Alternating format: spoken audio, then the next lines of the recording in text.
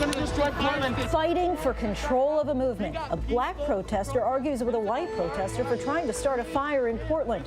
Frustrations mounting and tensions running high as federal agents agree to withdraw. The governor of Oregon joins us tonight. Breaking news, the coronavirus death toll here in the U.S. now tops 150,000.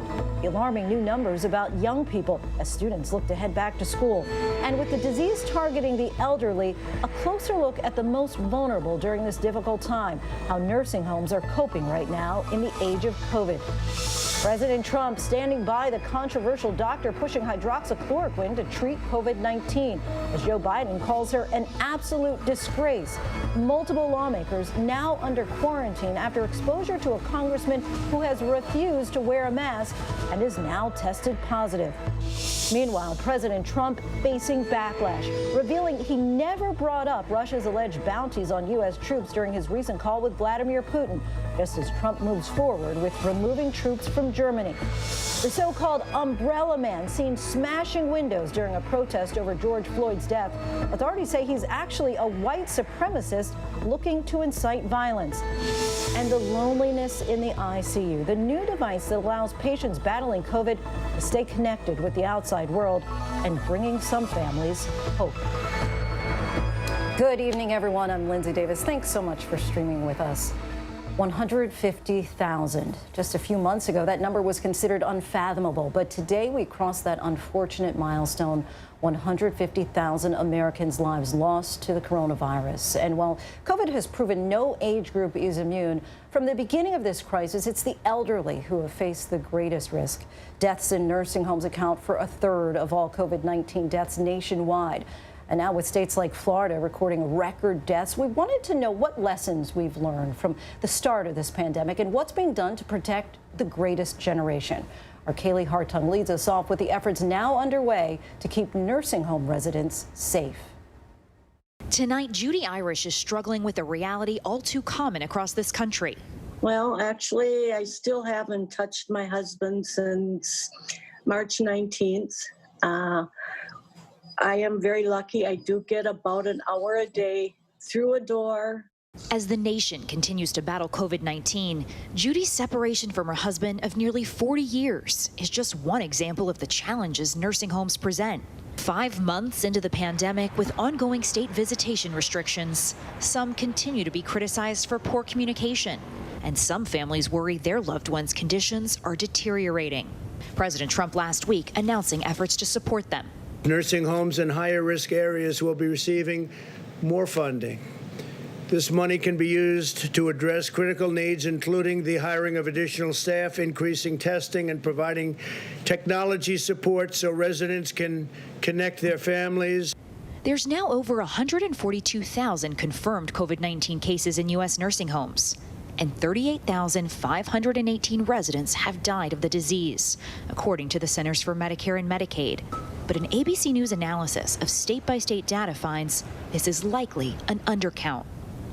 We first spoke with Judy Irish back in April, and today, over 3 months later, she's still unable to go inside Rivers Bend Health and Rehabilitation in Wisconsin to see her husband, Bob. They can now meet outdoors, 6 feet apart, but she says that's not enough. There's a new CNA or a new nurse.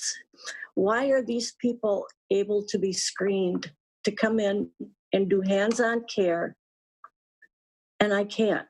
North Shore Health, the facility's parent company, saying this in a statement. We understand how frustrated our families are related to their inability to visit their loved ones in our center. While following the guidance set forth by the CMS, CDC, and other health authorities has not been easy, it has helped keep our center free of the virus for both residents and staff. Judy's not alone. Miko Cook's father is an Alzheimer's patient at Hudson Park Rehabilitation and Nursing Center in New York. And at the height of the pandemic, her family wasn't able to see her father, Ron, for over 100 days. The facility had told us there would be video calls. And my sister tried for like 6 weeks to get a video call, and it never happened. And we were so frustrated that finally I went to Facebook and just unleashed.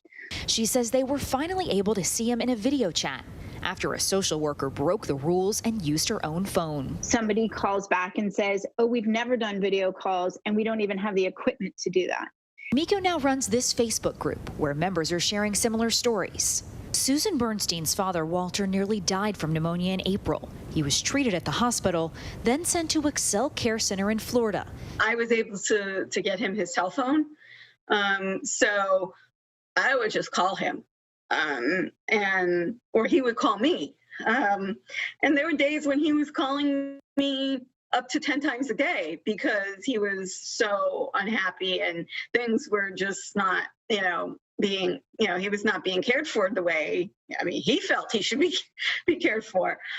She has since been able to bring her father home from the nursing facility. The Hudson Park Rehabilitation and Nursing Center and the Excel Care Center did not immediately respond to ABC News' request for comment. Florida today setting a new record with COVID-19 related deaths for the second straight day. Family members are concerned that without their close personal involvement, their loved ones in nursing homes aren't getting all the care they need. My family was going in there almost every day. My dad, being an Alzheimer's patient, needed that constant interaction with them so that he just had a sense of place and time.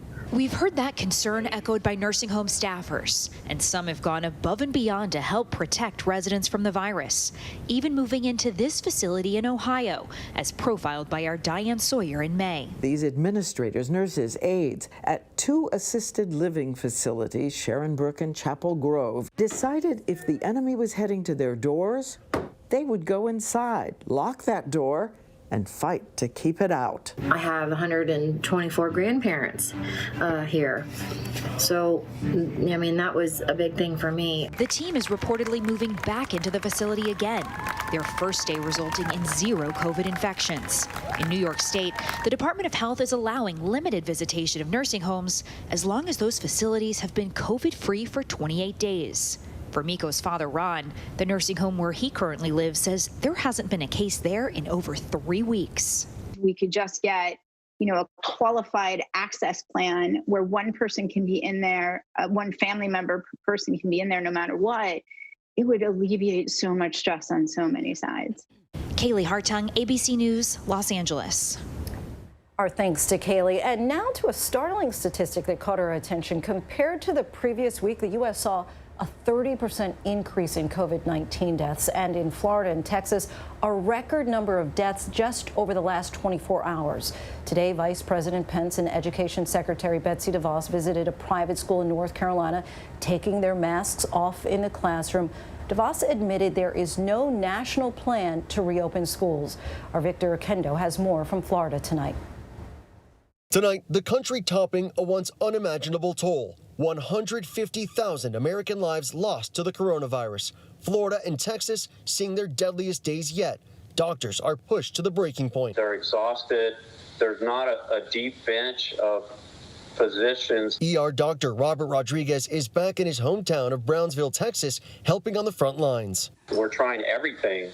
But these patients are extremely, extremely sick. Behind every patient, a family. In Arizona, 20-year-old Adrian Garcia, who had diabetes, lost his battle with the virus. His entire family was infected, but Adrian was the only one who didn't recover. He leaves behind a 3-month-old daughter. For the average person with no underlying health conditions, you'll be okay.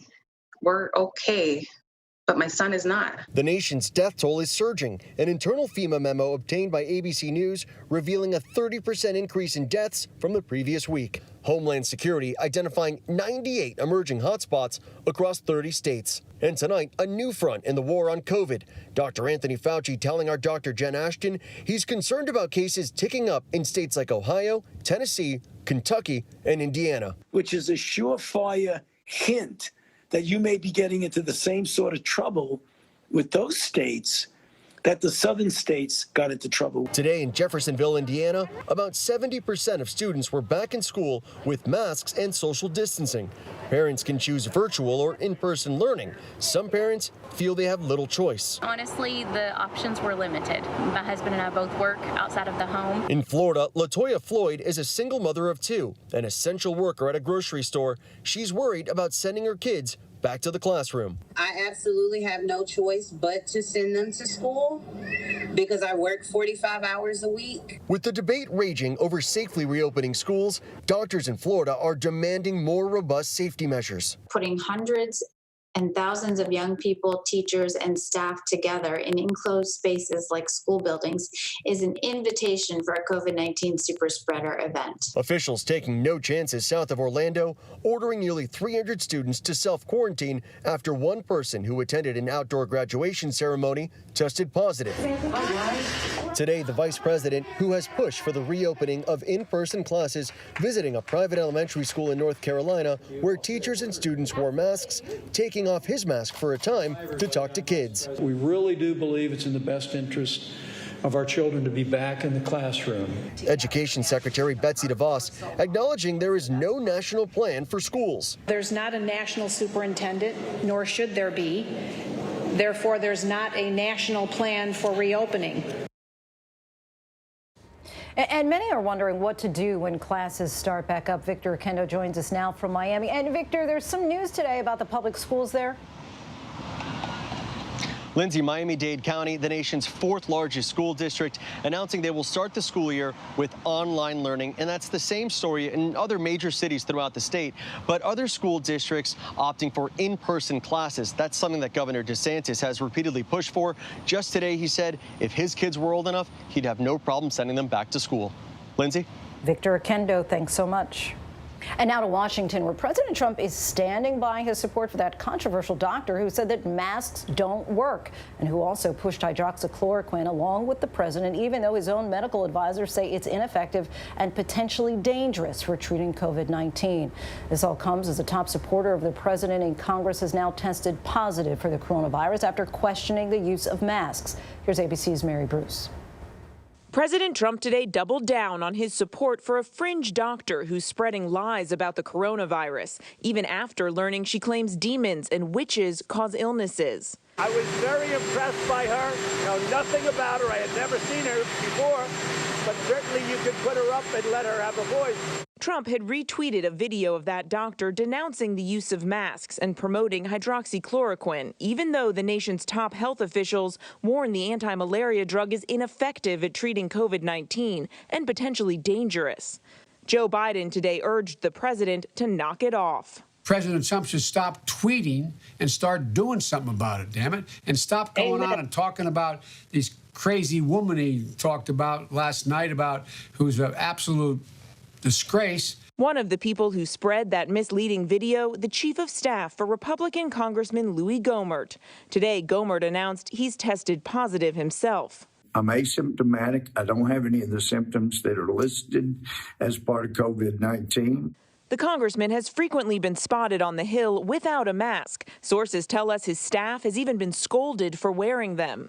Masks really complicate things. This is the first time in American history when we have punished or restricted people who are not sick. Just yesterday, he was seen walking alongside Attorney General Bill Barr, neither of them in a mask. Barr's staff says the Attorney General is now getting tested.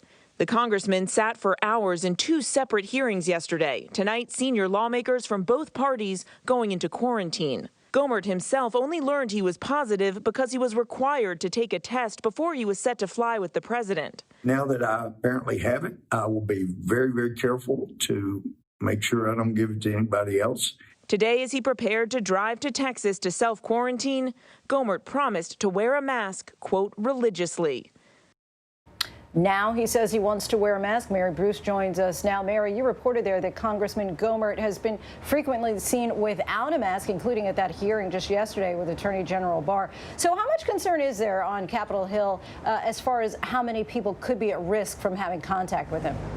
There is a lot of concern on Capitol Hill right now. And Lindsay, I think it's important to remember that even though so many of us across the country are working from home, Congress is not. And that means that the Capitol is still buzzing. You have members, hundreds of them, coming into Washington from across the country. And it's not just the members, of course. It's all of us reporters. It's their staffs. It's all of the people that it takes to maintain and keep the Capitol humming. That's a lot of people. And Louis Gohmert and several other members, mostly Republicans, have have been walking through the halls without a mask.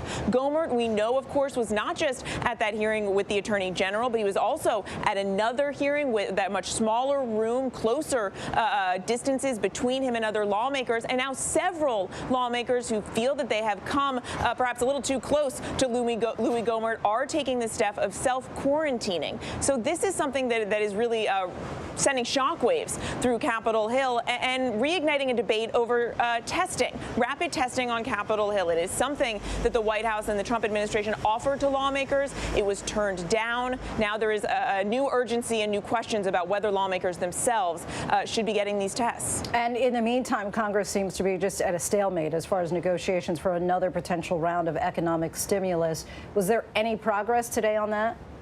Lindsay, if anything, talks are going backwards, not forwards. Democrats, of course, put forward their plan more than 2 months ago, their next plan for the next stimulus, the coronavirus relief package. Republicans, though, are still in disarray, actually near revolt, over the plan that their leaders put out earlier this week. The most contentious point is still these $600 unemployment payments that have been going to help 30 million Americans make ends meet. Republicans say that amount is too high, that it discourages people from going back to work. They want to bring that amount down to $200. Democrats say that that is not going to fly. They want to keep those payments going at $600 a week. Right now, we are in a stalemate. These payments are expiring, and it certainly looks like it is going to be weeks before Capitol Hill can reach a deal. Lindsay? Which means more pain for Americans, delayed several more weeks. Mary Bruce, thanks so much for your reporting.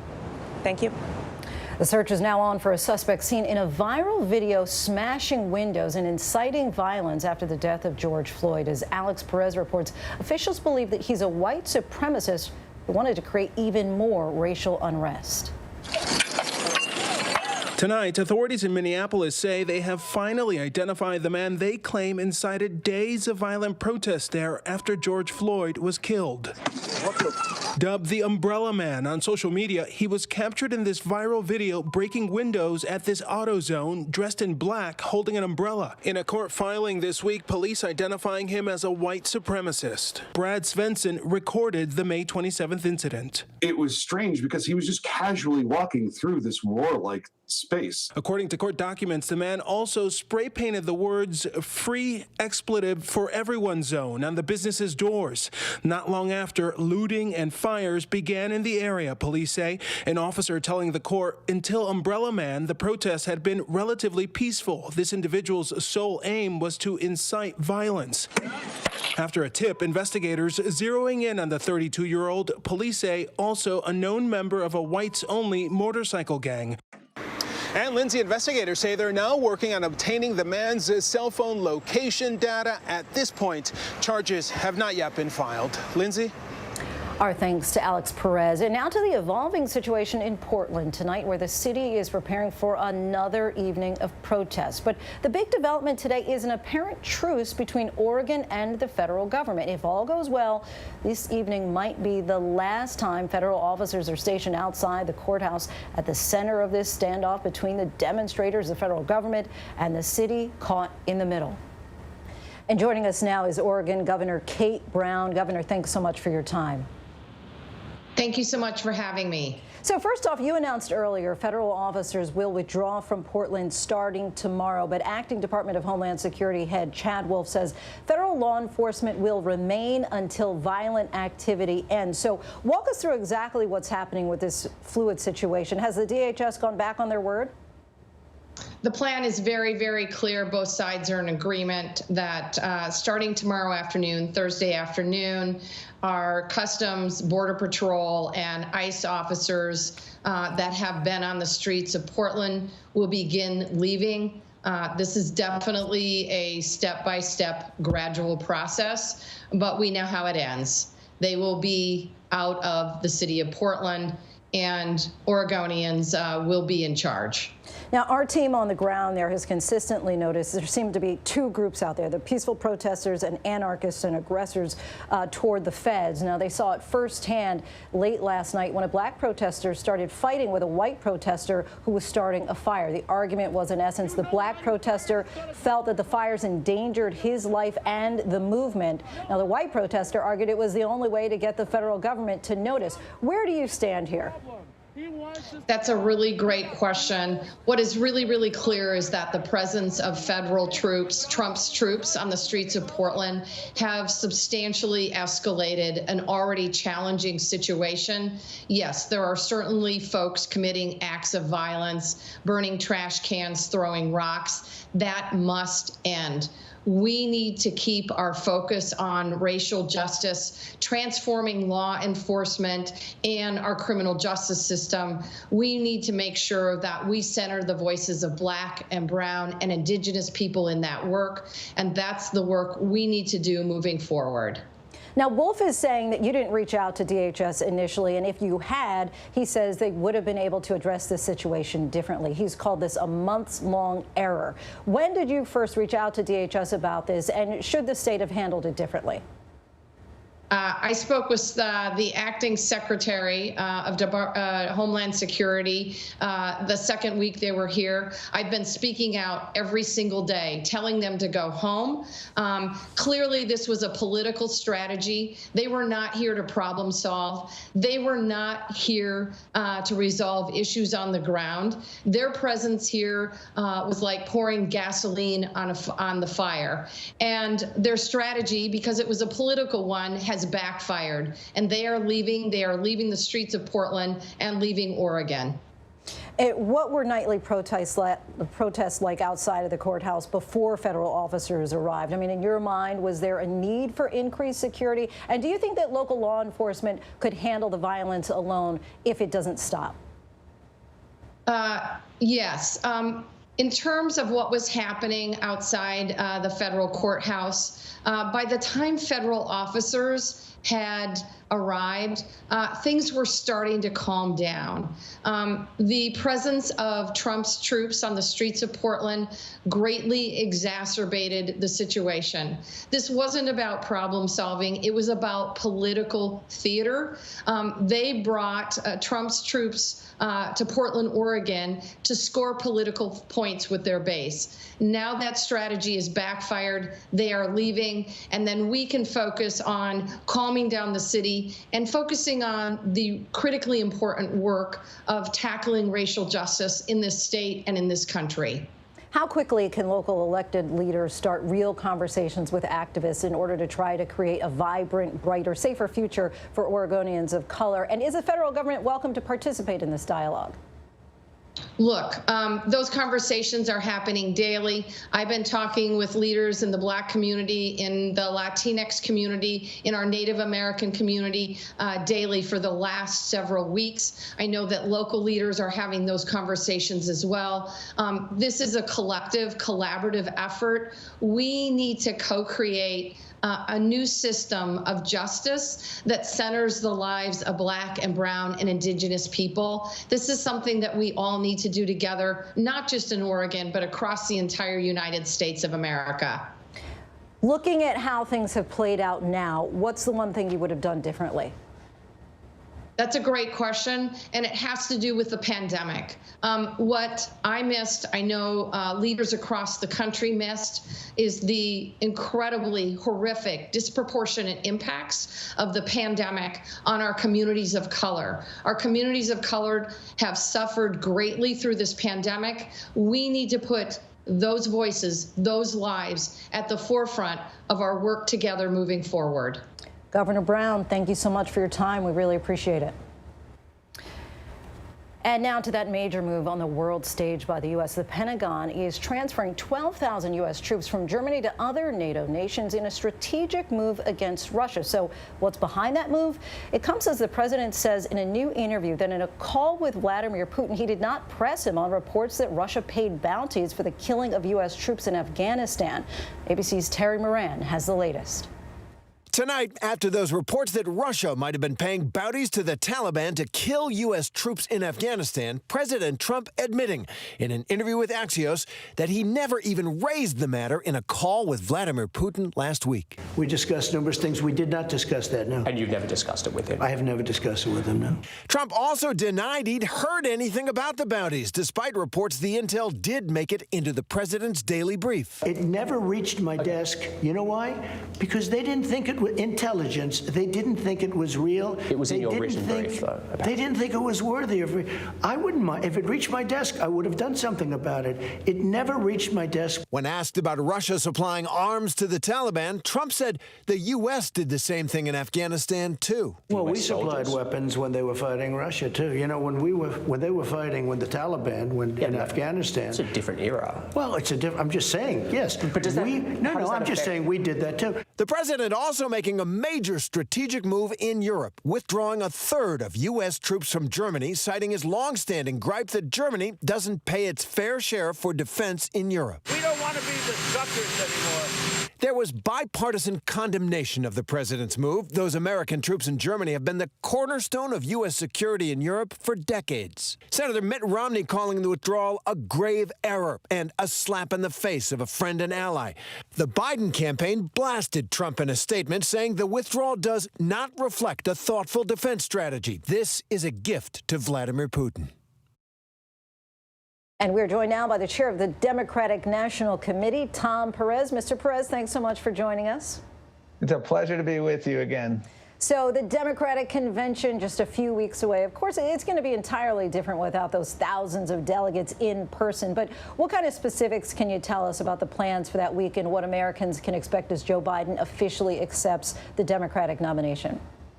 I think it's going to be a really exciting week. Yeah, it's going to be different from prior conventions, but I still think it's going to be inspirational. It'll be anchored in Milwaukee. The vice president will be accepting the nomination in Milwaukee. We'll have a really exciting array of distinguished speakers in Milwaukee, and this will be a convention coming to you from all over America.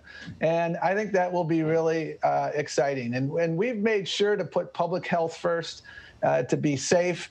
And I think we have done that very effectively and will continue to do so. Unlike the other side, they've been all over the map. And Joe Biden doesn't need his ego massaged. He wants to talk about the challenges of the moment and his vision for an America that works for everyone.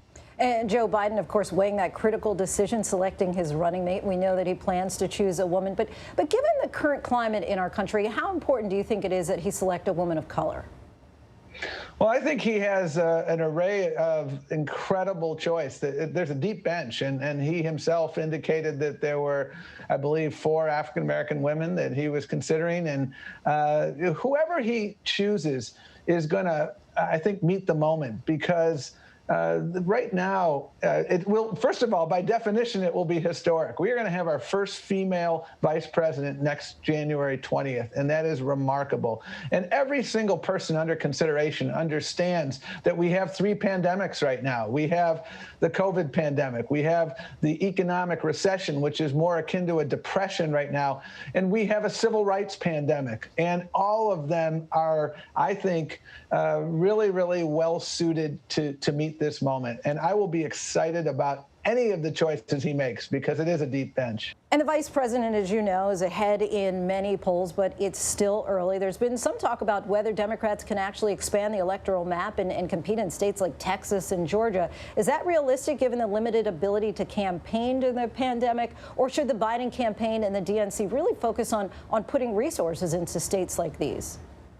Well, we take none of this polling for granted. The only poll that matters is on November the 3rd. I am heartened by what we've seen, though, and we've been making investments dating back over a year in critical battlegrounds. And the vice president, because his appeal is so wide-ranging, we are seeing the field expand. There's really three types of states that he's focusing on. We're focused on making sure we retain those states we won in 2016, like Virginia and Nevada, a few others like that. Making sure then we flip states that we did not win in 2016. Examples of that, obviously, Michigan, Pennsylvania, Wisconsin, Florida.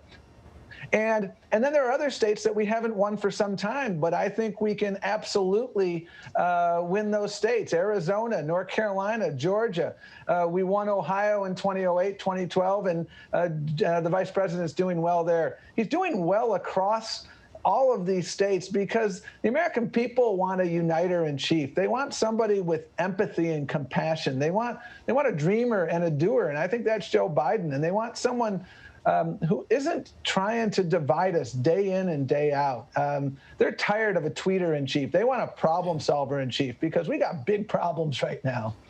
And lastly, before you were DNC chair and labor secretary, you ran the Justice Department's Civil Rights Division in the Obama administration. So just wanted to get your reaction to a message the president put out today, ending a fair housing rule put in place by Obama. The president tweeted, "I'm happy to inform all of the people living their suburban lifestyle dream that you will no longer be bothered or financially hurt by having low-income housing built in your neighborhood. Your housing prices will go up based on the market and crime will go down. I have rescinded the Obama-Biden AFFH rule. Enjoy."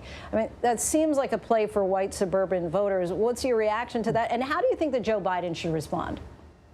Well, this is distracting Donald at his worst. We just crossed the 150,000 death threshold in the coronavirus, and he's out tweeting.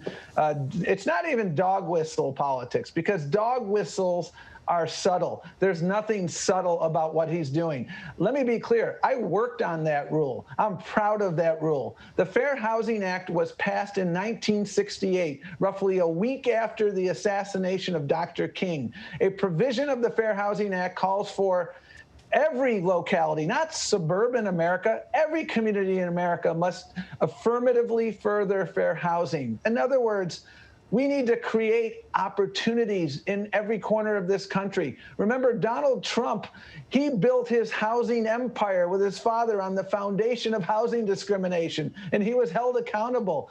They used to put a C on their applications for housing, which meant someone of color. There was no subtlety to Donald Trump and his father's discrimination. Today's discrimination is more subtle, and that is why we have these provisions in the Fair Housing Act. But make no mistake about it, what he's doing here is no different than the caravans of 2018. And you know what? It's unconscionable. People understand that this is not right. This is not America. And by the way, one of the remarkable things in the aftermath of the George Floyd murder was that the peaceful protests not only took place in cities, they took place in urban, suburban, rural America, because we all understand that when George Floyd can't breathe, our democracy can't breathe. Donald Trump is trying to turn the clock back to Jim Crow, and our voters are having none of it.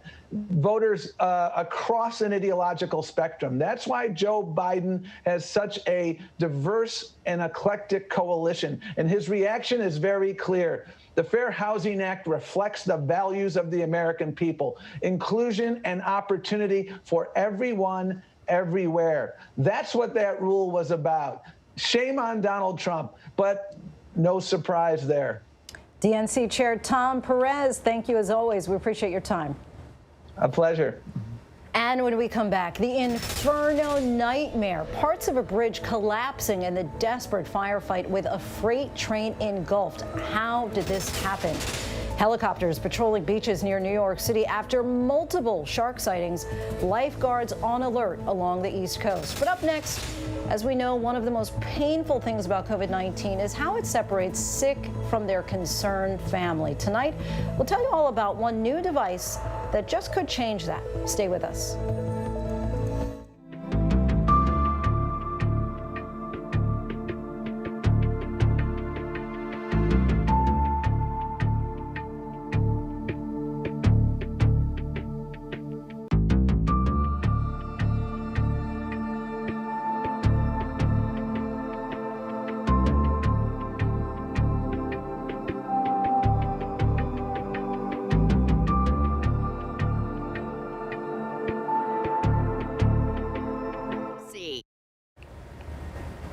Welcome back. One of the most agonizing aspects of fighting an infectious disease is just how isolating the experience can be, not just for the patients, but for their families and friends. It also puts even more pressure on medical professionals who become the go-betweens during some extremely emotional times. But with some new technology, that all could change. Our Will Carr has more.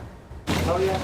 COVID continues to tear families apart across the United States, leaving many physically separated from their loved ones fighting for their lives inside packed ICUs. For safety reasons, some families, like 14-year-old Isaiah Garcia and his younger brother Nathan, lost both of their parents to COVID-19, but for safety reasons, they were unable to be by their side in their final moments. I didn't get to say goodbye to my mom or my dad now, and that's what hurts me the most right now. Dr. Glenn Wacom recently wrote a medical article talking about compassionate care during a pandemic, detailing his interaction with a wife who could not be with her dying husband. Her husband ended up passing away, and she was never able to see him until, I guess, after the fact. But, you know, that was very traumatic for everyone because no one really knew the rules at that time. Doctors and nurses are trying everything from video streams to phone calls to help keep families in touch. It's very frustrating. It's like, because like you said, we have the technology. I mean, we're sending people to outer space, for the love of God. We definitely can get people to communicate from, you know, one room to another. To help, Weill Cornell Medicine, one of the nation's top-ranked medical schools, helped develop a hands-free way to communicate. Doctors teamed up with the creators of Relay, a walkie-talkie that anyone can buy that comes with an app that lets you send messages to anyone, anywhere.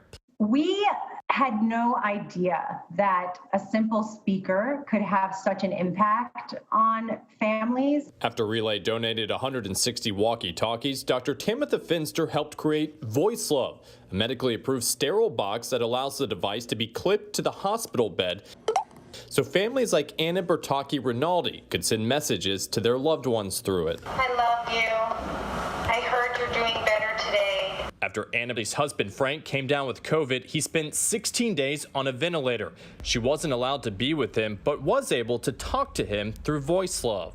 The one night that was really bad, when I got a call from the ICU, his blood pressure had dropped significantly. They were having trouble bringing it up. I hung up the phone with the doctor. I got onto my app and I said, Frank, come back to me. Please come back to me. I'm not ready to let you go.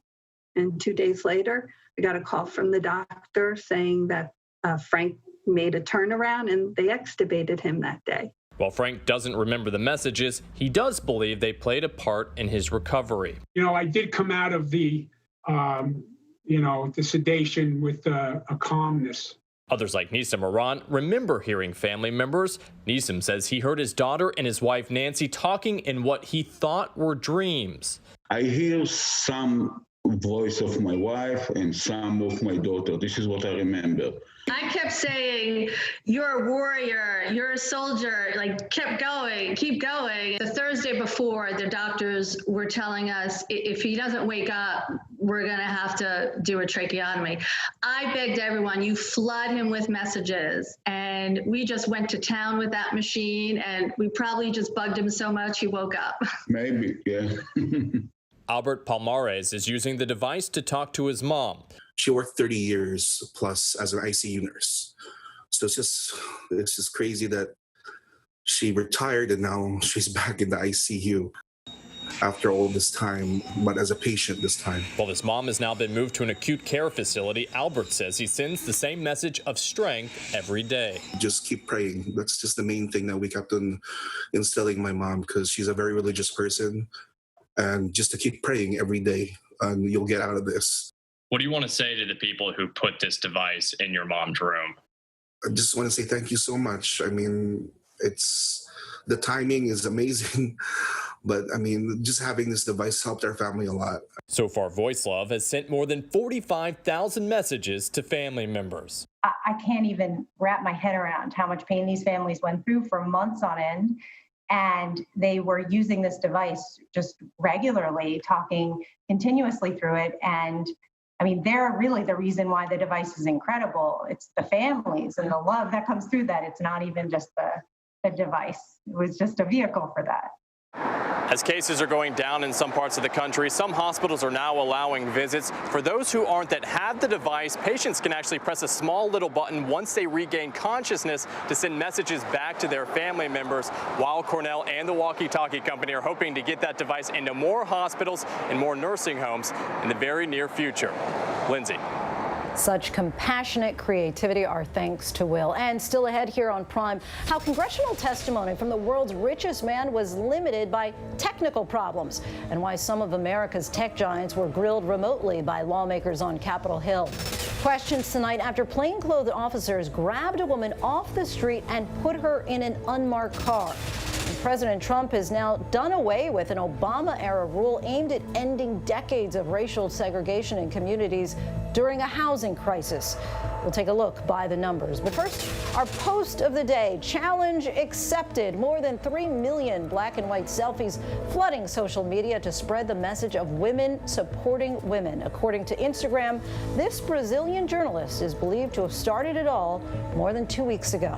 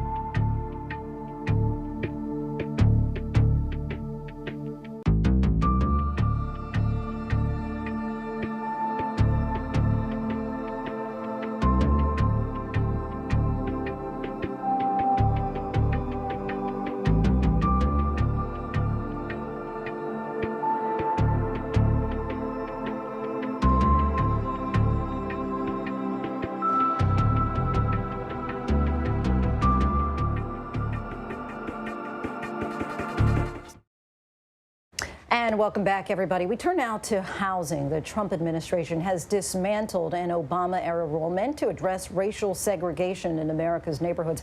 And Trump today tweeted in part that those living the, quote, suburban lifestyle dream will, quote, no longer be bothered or financially hurt by having low-income housing built in your neighborhood. Now, this comes during a housing crisis as millions of Americans face eviction during this pandemic. We take a look by the numbers. With unemployment spiking, about 20 million renters, that's 1 out of 5 who rent, they're now at risk of eviction, according to the Aspen Institute. 25% of renters were already spending more than half of their income on housing prior to the crisis. In fact, every year since 2001, median rents have grown more than renters' incomes. Evictions seem to hit minority communities the hardest. About 67% of evictions filed between March and early July were against tenants living in largely minority neighborhoods, according to the Center for Public Integrity. But some Americans have gotten some help. The massive stimulus package known as the CARES Act included a 120-day moratorium on evictions for some 12.3 million tenants. But sadly, that ended last weekend. Earlier today, President Trump suggested that he supports including a measure in the next stimulus package to prevent mass evictions. And we still have a lot to get to here tonight on Prime. You may have heard about the promising early vaccine trials, but what are the next steps and who's volunteering? We continue to keep our eyes on the tropics tonight and who may be most impacted by the storm system that's slowly organizing. And later, the disco-era activity that is making a comeback. Grab your roller skates and join the craze that's gaining in popularity once again. But first, here are some of the trending stories on abcnews.com.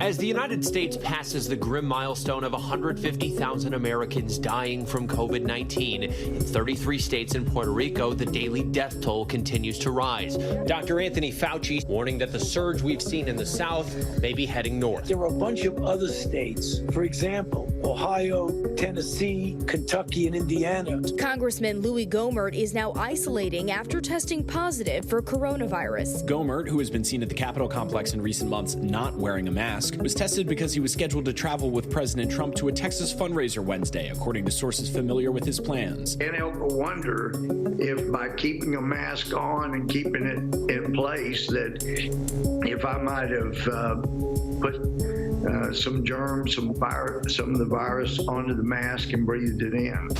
Colorado officials investigating the death of Elijah McClain are looking into the use of an anesthetic on him while in police custody. The 23-year-old died after police subdued him last August. The officers criticized at the time for using a chokehold in that arrest.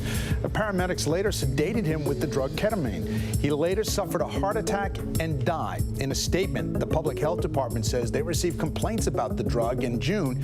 Investigation is currently ongoing. The flaming freight train Inferno outside Phoenix, Arizona, derailing on a bridge in Tempe just after 6 this morning. Had a fire on the Mill Avenue train bridge. Part of that bridge collapsed, a mess of twisted metal, tracks, and train cars falling into a park below. Flames raced to engulf cars loaded with lumber, grain, and other products. Federal investigators now working to figure out why the derailment happened. It looked more like a kidnapping than an arrest. Questions in New York City over an arrest that at first looked like someone was being abducted. De Blasio saying the arrest of a suspected vandal was made at the wrong time and in the wrong place, a protest. Video shows plainclothes officers pushing suspect Nikki Stone into an unmarked van during that protest. Some NYPD defended the arrest, saying Stone was wanted for damaging NYPD cameras with paint during 5 separate criminal incidents around City Hall Park, and they say had this to say about it all. That given this atmosphere that we're dealing with in our country and the real concerns people have, it just didn't make sense. In the end, Stone was issued a desk ticket and released after a few hours.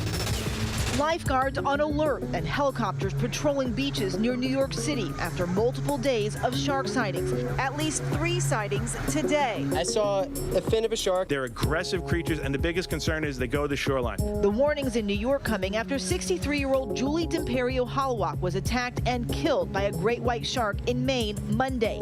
Hollowak was swimming in a wetsuit. Experts say the shark may have mistaken her for a seal. Shark attacks on humans are very rare, but they are a protected species, and their numbers are growing.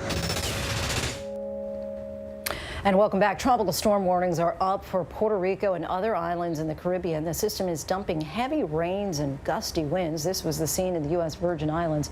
Our weather team is saying that the track has shifted westward and could be near South Florida by Sunday.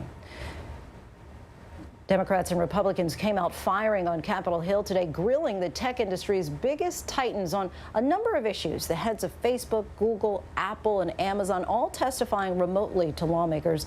The hearing was called to focus on antitrust concerns and the tech companies' growing size, power, and the content that they allow online.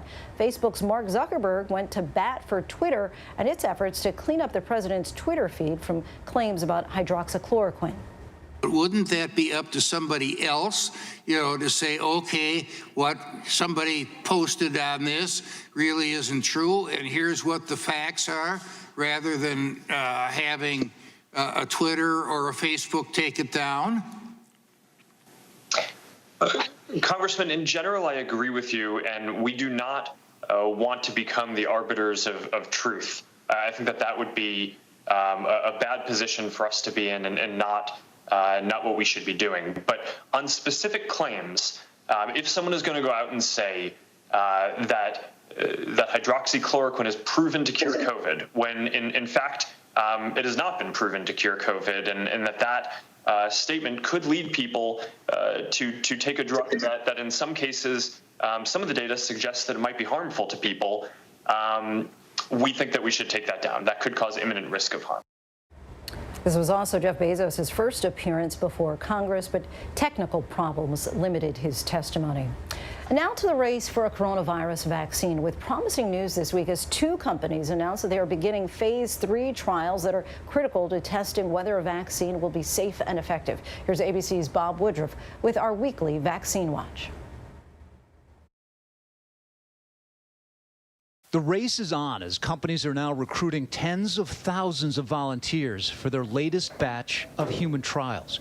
Early Monday morning, a volunteer was injected with a potential vaccine made by Moderna, a biotech company, marking the start of phase 3 human trials in the U.S. This will continue over the next couple of months, and we have a very strong demand of folks who volunteered to participate. Also this week, Pfizer and its German partner BioNTech announced they too have begun injecting phase 3 volunteers. We've decided on our vaccine candidate. We start out with 4. And now we've picked the one that's going forward, and we picked the dose. Phase 1 of human trials usually contains less than 100 people and monitors for safety at multiple doses. Phase 2 takes a slightly larger group of volunteers and looks for safety as well as early effectiveness. Phase 3 requires a whopping 30,000 volunteers, testing for effectiveness and long-term safety in multiple populations. Thereafter, we'll collect the data. It's really up to the FDA to ensure that all the safety and efficacy measures have been met before they can allow the vaccine to be broadly distributed. The search for volunteers is underway, particularly for those most at risk. So for the phase 3 trial is when diversity becomes very important, because you want to test the vaccine in populations that reflect the population in which the vaccine will be used. We want particularly enrollment by populations that have been hard hit by COVID-19, African Americans, Hispanics. Because it has to reflect the risk group. We're trying to see about 25% of the participants to be people of high risk group, Hispanics and African Americans. Also a priority, Native Americans, frontline workers, people with underlying medical conditions, and other groups hard hit by the coronavirus pandemic. Moderna, along with Pfizer and his partner, are well on their way, joining 4 other overseas vaccine candidates in phase 3 across the globe. As for when exactly a vaccine will be available, most of these companies are optimistic. So our goal is to be able to file for licensure in October and have vaccine available in 2020. We're talking late this year. Towards the end of the year, or at least in autumn. We were aiming for September, October. But while health officials believe at least 2 or 3 vaccines could be ready by the end of this year, they say no vaccine will be made available for widespread use until it's proven safe, which likely won't be until 2021. Obviously, the proof of the pudding is you've got to do the trial. First has to mean really effective and completely safe. If it's not those things, well, maybe you got to the finish line, but you didn't win. This is Bob Woodruff, tracking the race for a vaccine. Our thanks to Bob for that. And still ahead, the nostalgic hobby that's making a big comeback in the age of COVID, plus our image of the day. We'll be right back.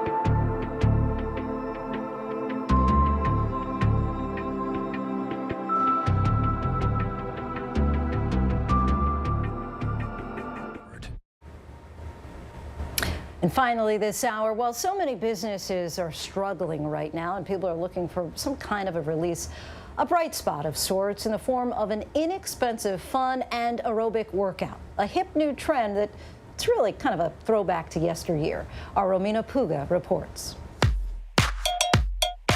Roller skating is taking over the world. Spending spring indoors has left many itching for the chance to be active outside. This nostalgic hobby peaked on Google Trends back in May and has maintained steady popularity throughout the summer. In the past year, we've experienced a really giant resurgence in sales, and our sales have increased by tenfold this year. Michelle Styland owns popular California skate brand Moxie Skates, and unlike so many small businesses during this time, the skate business is booming. In the beginning of the pandemic, we were able to deliver within 1 to 2 weeks, but now people are waiting 8 to 10 weeks. We hired 30 independent contractors to help us keep up with customer service and processing the orders. The resurgence has propelled social media users like Berlin skater Umi Janta to viral stardom.